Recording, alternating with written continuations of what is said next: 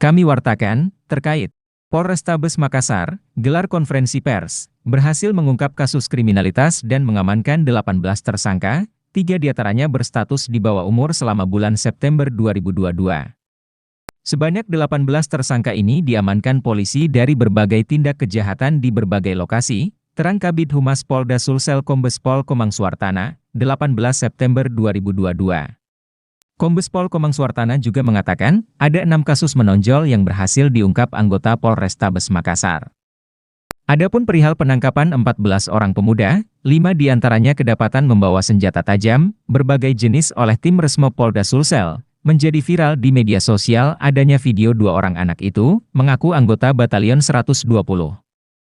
Dari hasil pemeriksaan penyidik Polrestabes Makassar, pelaku ini hanya mengaku-ngaku sebagai anggota Batalion 120, ungkap Kombes Pol Budi Haryono.